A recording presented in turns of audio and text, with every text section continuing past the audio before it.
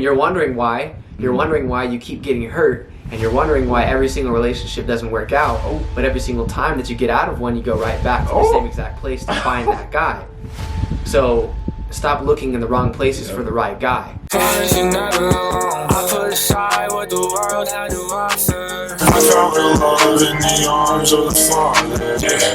All right, Christian dating. We just filmed a video on lust and pornography. So if you want to check that out, or if you came from that video, hi, welcome to the Brosciples channel, the latest Christian channel. This is couch talk. In the community. We're not on a couch. Oh, right we're now. not on a couch right now. Real talk. Real talk. All right, so we're gonna talk about Christian dating, and man, there's a lot to talk about. The do's and the don'ts. Yeah. And the things that we still working on it. Let me tell you, but there's nothing like, bro. There's nothing like finding a Christian, bro. It is not possible. I don't care what anybody says. It is not possible to love the Lord and pursue the Lord with all your heart and be with somebody who isn't. There's no way. So that's a first nugget of knowledge that we're gonna throw out there. If they're not pursuing the Lord and you are, they're not it. No. Right off. Don't even ask the question. bat. Don't even ask yourself if it's okay to date someone that doesn't believe in Jesus or doesn't even go to church at all, and you still want to pursue Jesus. And don't. I've done this before. That's why I'm like laughing about it. Yeah. Just because, like, you want them to believe in Jesus and you want them to find Jesus does not mean that you need to date them or you need to pursue them to get them to come to church and to find Jesus. Like, no, like, don't do that, especially if you're in high school. Just don't even take the chance at all. You might have the attitude of I can change them, but I guarantee you, more often than not, you might have an impact. But it's gonna cost you something. It's gonna cost you a lot. I've found that more often than not, you end up being influenced and instead of doing the influencing. Yeah. And so that is a dangerous place to be at. So another thing we can talk about. What does it mean to be equally yoked? Go ahead. Okay. You can start it and I'll have finishing thoughts. So biblically, what does it mean to be equally yoked? So a yoke is something that two oxen are put in. It's called a yoke, so which basically means it's wrapped around them. And an oxen is like a big bull. Big bull, like if you don't know, it's a big animal. So what they did was they would use the oxen to go through where they would plant and to make trails so that they can plant in the trails. So what the yoke would do was put the ox together, and it has to be two same size ox with the same strength so that they can go at the same pace and make a trail and go forward to what they were called to do and what the purpose of the ox was for. And so what that means in terms of dating is that if you have somebody that's not at the same size or the same weight or doesn't carry what you carry, what's gonna happen is you're gonna take that ox in circles and you're not gonna go forward in what you were intended to do. So when the Bible says be equally yoked, it means be tied, be committed, and be together with somebody who carries what you carry, is passionate about what you're passionate about, is pursuing Jesus at the same pace you are. And so that way you can go forward because you guys are equal. You go forward at the same pace, but if one is weaker than the other, you're taking that thing in circles and you're never moving forward. So that's what it means biblically. Equally yoked. I think it becomes evident in who is actually equally yoked or not by the way that they minister to people, by the way that they talk to people, their character, their honestly, like you know whenever someone has like a genuine heart for Jesus and someone who's excited about Jesus, and you can tell right off the bat who is and who really isn't, and who's actually there for the hype and who's actually there because they want to, gain wisdom and knowledge and pursue Jesus. And so I would say if it's not very evident that they are pursuing Jesus, it's not very worth it. So that's being a Christian is not the standard. I want you to know that. Just because they say I'm Christian, they check off the box. Like they're good. It's not like that, bro. Like they have to actively be pursuing the Lord, and if you're a baby Christian and maybe you're struggling to actively pursue the Lord, find someone who's gonna lead, especially for women. Find a man that's gonna lead you in the way that you should go. Find a man that's so in love with the Lord that he knows how to love you. If he doesn't know how to love the Lord, if he doesn't love the Lord, he will not know how to love you properly. That's the word. And it's like I've seen so many girls do that where like it could be that they don't know their worth, or they're so into a guy that they will lower the bar of their standard, and they would allow guys to come in that should never even have a chance in the first place. And I think when you're so actively pursuing the Lord, he will put more people in your path to that is qualified to actually lead you, or actually date you, or actually treat you right. The standard has become really low, not only in the church but in the world in general. Like, for men and women, the standard has just become really low and and basic. And biblically, there's a lot of things that men and women are called to do for their relationship. Like, for men, we're supposed to love our wives as Christ loved the church. What did Christ do for the church? He laid his life down for the church. That's a big deal. That's a lot of weight. Right. And that should show you, like, if I can't lay my life down, and that doesn't necessarily mean I gotta die or like take a bullet. Like, that means, am I putting my spouse before me? Am I loving my spouse more than, that's what it means. Selfless. Are you putting her first? Are you putting her on a pedestal? Is she coming from a place of affirmation? Is he coming from a place of affirmation? Are you telling that person, hey, you're called, you're chosen, like, you're a leader, you're this, you're that, this is what God called you to be today, the same as yesterday. And it's just like, you have to lift them up and remind them and be that teammate that God wants you to be. And like, if you guys are pushing each other towards the Lord, that's a good sign that you guys are equally yoked. Yeah, one of the things that we were talking about this earlier, but I feel like more times than often, and you kind of hit on it a little bit, if you are a girl, or if you're a guy and you're trying to find someone who loves the Lord and who can lead you and won't let you down in that aspect or in that avenue, don't go searching for the right person in the wrong place, right? I was looking for that girl in the wrong place. Like, I wasn't looking for a girlfriend that went to church, right? Because, like, all the girls were weird that went to church or whatever. But when I was looking for relationships, whenever I was, like, going to parties, or like, I was in sports, so I was, like, looking at, not saying that they're not out there, right? Like, they very well could be. Well, actually, no, not really. Actually, no. If you're they're probably not at a party.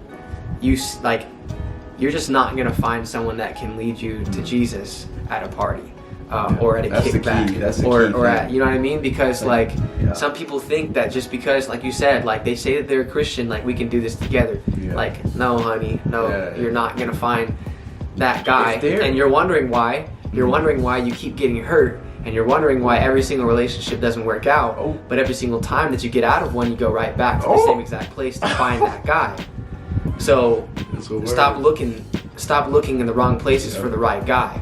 You need to look for that guy somewhere else, somewhere that you know where he's going to be. Right. If you're looking for a healthy, strong leadership like relationship, and you're looking for that guy, go look in a place where you're going to find leadership, a place where you're going to find strength, and a place where you're going to find community. You know he's going to be there, so go look in those places. Stop looking at the places where, the sheep are lost. Stop looking in those places. And so, if anything, how do you find someone that's equally yoked? Start looking in the right places. Stop looking in the wrong places. That's what I had to do. You know what I mean? And so, like, I found myself looking for the right person in the wrong place. And I never found them. Duh. You know what I mean? So, stop looking there. That's a word. You just went on a rant there. What? Hey. You're talking to your younger self. I'm talking to my younger self right now, bro. That's a word. No, that's facts though. I've been on, and I'm sure you can attest, I've been on the side of pursuing a woman that I was not really trying to marry, and I've also been on the side of pursuing somebody that I can see myself with. And one thing I can say is that a person that you can see yourself with, you're gonna honor, and you're gonna respect, and you're gonna value them a totally different way than you value the other person.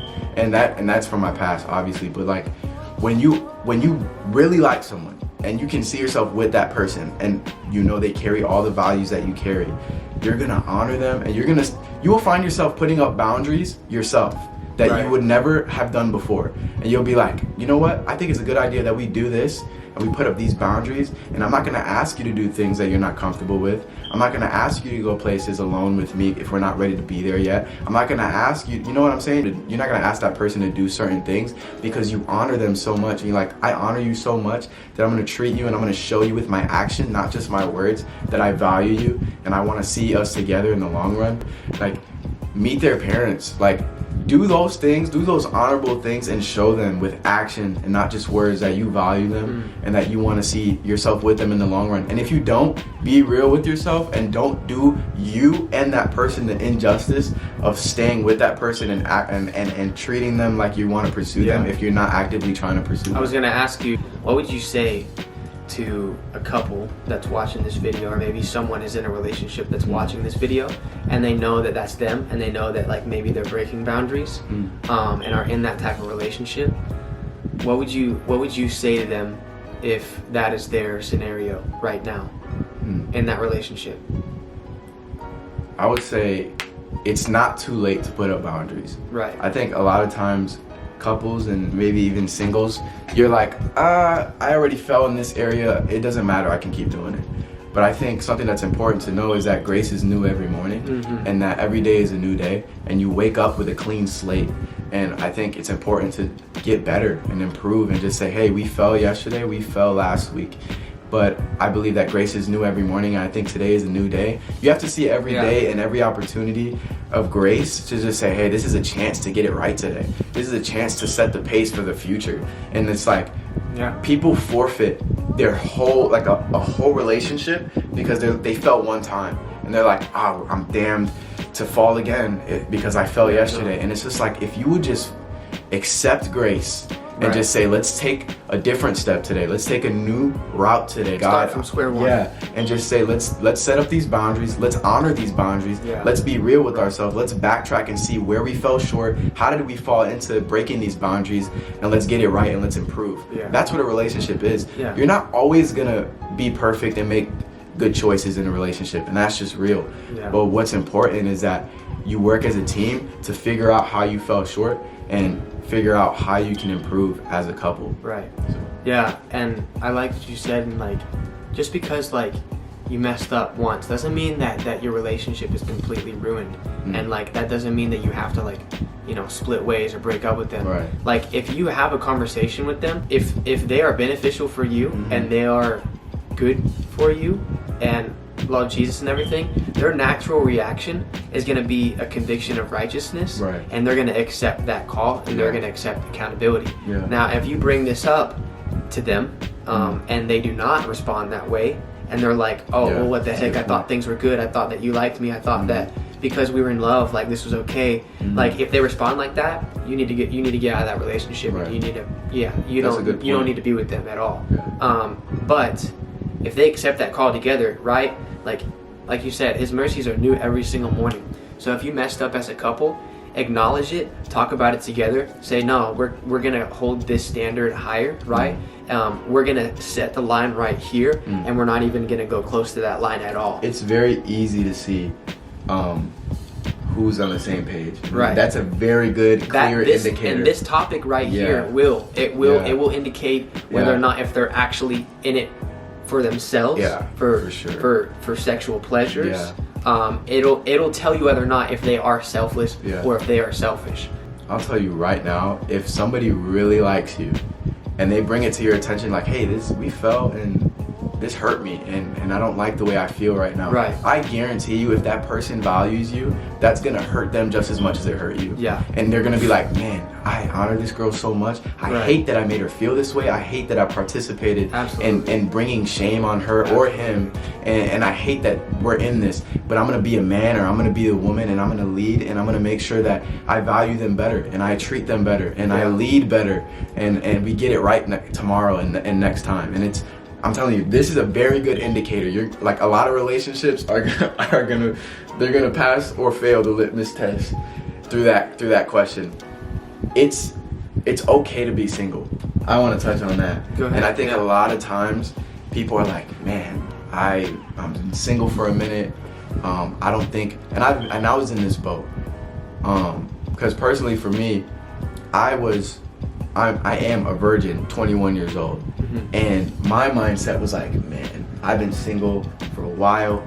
It's very hard to find someone who saved themselves like I did. Right. I'm never gonna find that. And this was my mind back when I was discouraged, and I was like, I'm never gonna find that.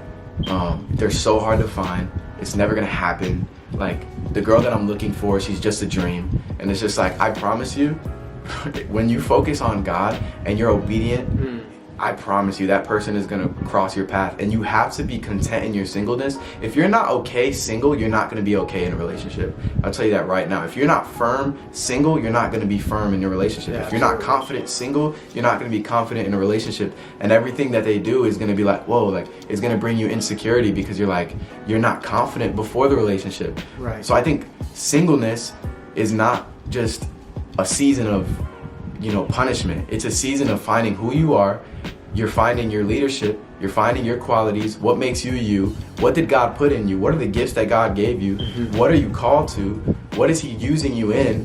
Where do you see yourself in the future? Where is He going to take you? Like, these are pivotal moments in your walk of singleness where God is going to show you a lot. And it wasn't until I was like, man, God, I'm so in love with you, that like things started happening. And it's just like, I'm telling you, God is faithful. When you're obedient, He will bring you that dream guy. He will bring you that dream girl. It'll happen. You have to trust in His timing. God is faithful. And I just want to encourage somebody with that, because I feel like a lot of people jump the gun and they get not only into relationships, but they remove some boundaries because they feel like that's the only way they'll get accepted. And they remove things that were once important to them. And all of a sudden, since this guy doesn't find it important, it's not important to you anymore. If it was important to you before, it should stay important to you. Don't change your standard. Don't change your boundaries, because a guy that really likes you is either going to meet the boundaries, or he's going to work so that he can meet the boundaries. Yeah. And he's going to work so that he can win you over. So that's something that's important. Yeah. I mean, I think that's it. if y'all want to see a part 2, we can definitely do a part 2. We can go even questions that we didn't address. Yeah, we can go on and on. Oh, one quick thought that I want to leave is, love is not a feeling, it's a commitment, and it's a choice.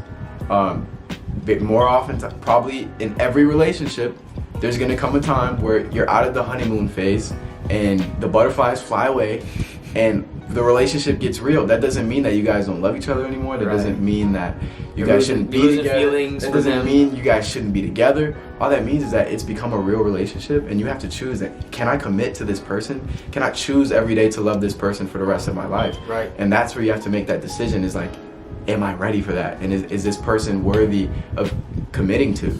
And so that's the last thought I really want to leave, is because a lot of people, they just, as soon as the butterflies fly away, they're like, I got bored.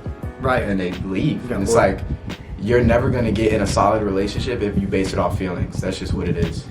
We just passed 1,000 subscribers. That's a big deal.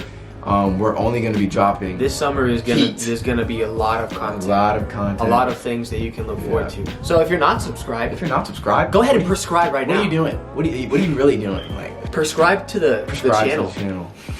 But yeah, I mean, I'm so excited for the summer. There's a lot of content coming out, so you guys stay tuned for that. New house, new roommates. We don't say it yet. I think we should do a roommate reveal. Oh, that'd be a good video. That would be a good video, because they have no idea who's moving in with us. Who's moving. Oh my Who's moving to Phoenix? Oh my God. There's a lot of things. There's a lot in store, so y'all gotta be on the lookout for that. So, love you guys. Like and prescribe.